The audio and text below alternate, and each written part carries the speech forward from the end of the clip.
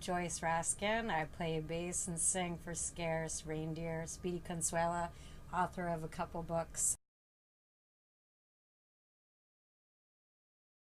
First punk show was, I think, Scream, Ignition, and oh God, who else opened up? It was at the Wilson Center.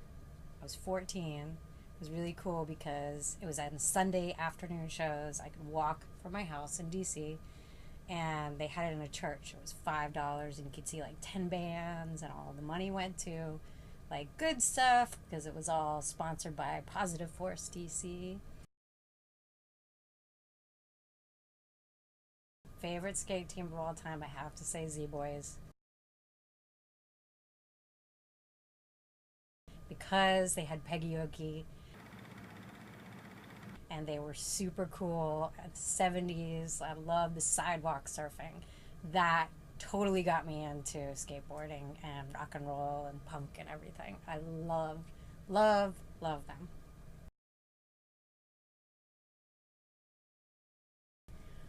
Easy. Well, not easy. The Descendants. Just missed them, and all the skaters that I used to hang out with all had seen them right before I started hanging out with them. They were just a little older than me, but we used to skateboard to the Descendants all the time. Silly girl. Peggy Oki, when she's like sidewalk surfing, she's got her hair like long hair, she's got a flannel shirt on, and it's like right at the angle where she's just kind of hanging off the thing. Super rad and awesome. And there's like a couple shots of her like that in that whole like sequence, but it's one of her that she's just like, you can't even see her face, but she's all hair and super 70s, and like she's just super badass. I love her.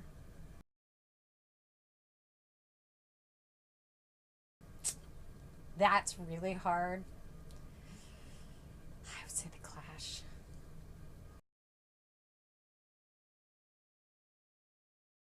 Best songs ever. And they rocked. And they were like, during that time, it was so different. And everybody who wants to sound punk rock or rock and roll try to write songs and play as hard as them, but no one rocked out as hard as them as a four piece. And every single guy in the band was like awesome.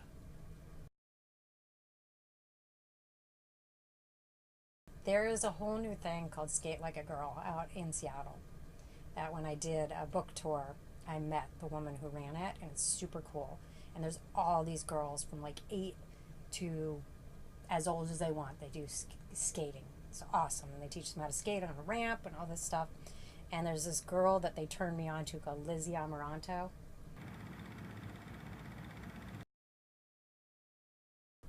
who is so cute and so cool. I think she started when she was like 14, and she's got like green hair, and she's super punk and cool, but she's like, and she's got a blog.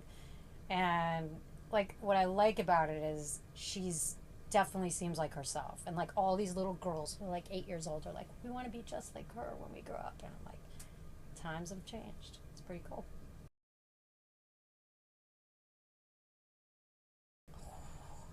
God, these are hard questions. Best punk singer. Best punk singer. Milo from the Descendants. Just because I had such a crush on him. Oh my God. You know, because it went hand in hand with me for skateboarding.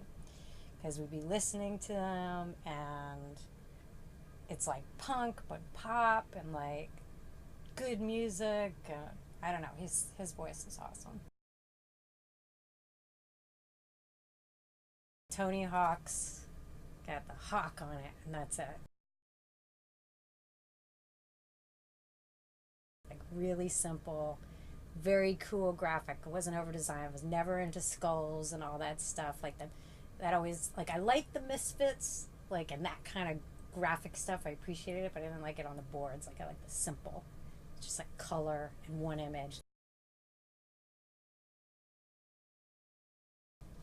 Fugazi, hands down Fugazi. First show they ever played.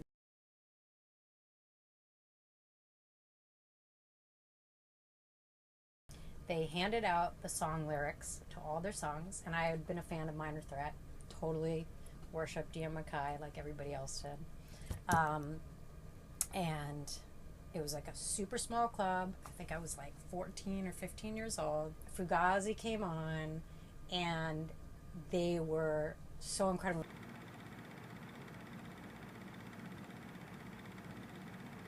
But it was just the most intense thing I had ever seen, witnessed, anything, and they continued to be like that. But that show was the first time I had ever witnessed anything like that. Like, even though I had seen some of the other punk shows, you were like, I was super close to them, which made a difference. And they were just amazing. Like, Ian MacKaye, all four of them. And you were like just super into it. Like, the whole room was into it. It was dead, just awesome. And it wasn't crazy. Like, people weren't pogoing around. Everybody was just like listening. I love all the girl power going on.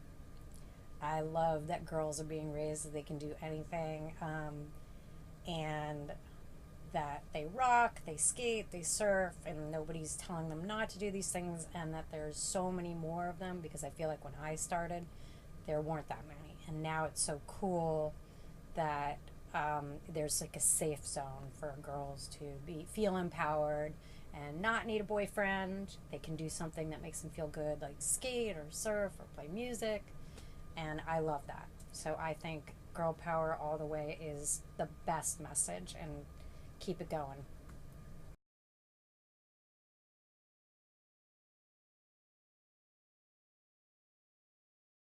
Coolest motherfucker ever right now, Courtney Barnett.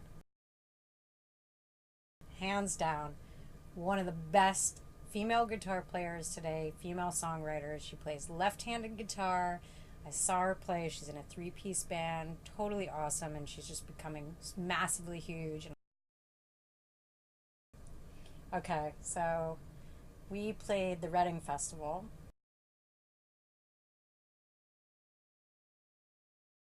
We were staying in the hotel where all the like rock and rollers stayed, and there was a fire alarm that went off, and it was like one of the first nights of the festival or something like that.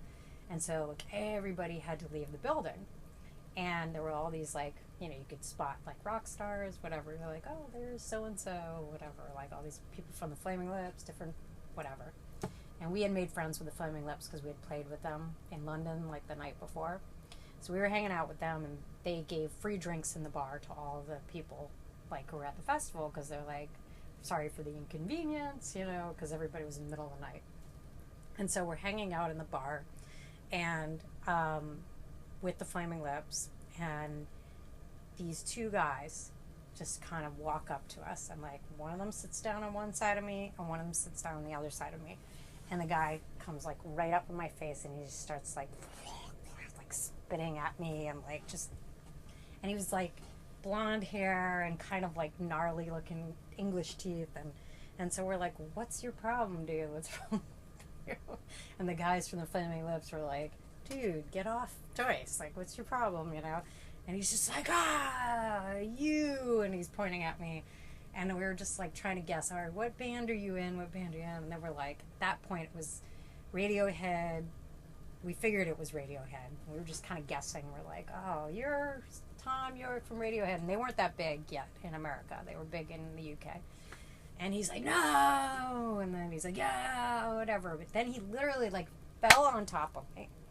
And I was like, the guys, Steven from the Flaming Lips, this big burly guy, is like pulling him off of me, saying like, go away. We don't like you. We don't want you to hang out with us. Like, just go away. We kept looking at, we figured it was Johnny from Radiohead. He was sitting there, and he was just like this the whole time. And we're like, what's wrong with your friend? And he's like, like this. So he didn't say a word. And finally, he was so annoying. Tom York was so annoying that we got up and left, because he wouldn't leave me alone. And we have no idea. And then we were like, oh, maybe it's not him. And the next couple days, we're reading in the page 6 column, and it says, Tom York from Radiohead is chatting Joyce Raskin up from Scares. And I'm like, oh shit. I wish I had saved that. I didn't.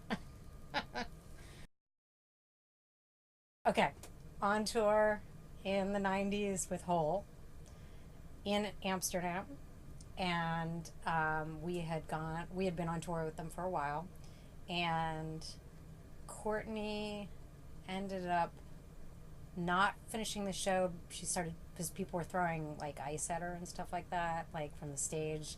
And this was like about a year after Kurt died.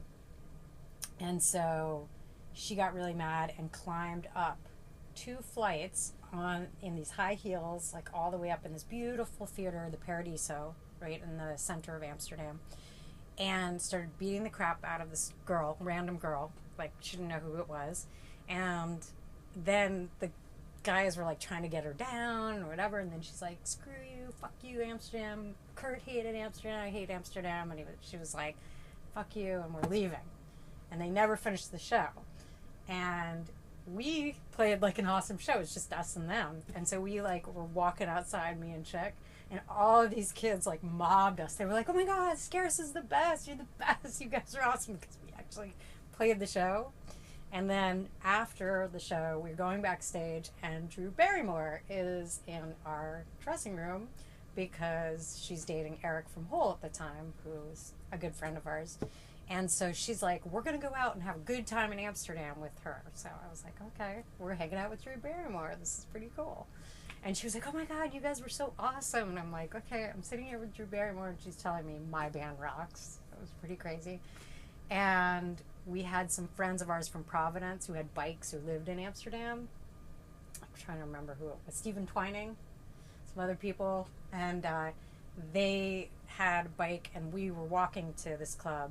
And Drew got behind our friend Steven, and she was like holding him like this, and we're all like looking back, and he's like, oh my God, I've got Drew Barrymore around me, and she's going, we love Amsterdam, and she's just yelling and screaming and whatever. And like, then we go to this bar, we all meet up at this bar, sorry this is a little long, and there's a fight breaks out right in front of us. This guy's like smashing a bottle over this other guy's head, and we're all like, ooh, maybe we shouldn't go in. And Drew just steps over the guy, like goes and opens the door, and she's like, come on guys, we're going in, we're gonna get drunk and wasted. And we stayed up till 5 o'clock in the morning and hung out, ran around Amsterdam, and she was flashing everybody, and then we passed out at like, I don't know, 6, 7 in the morning. It was pretty awesome.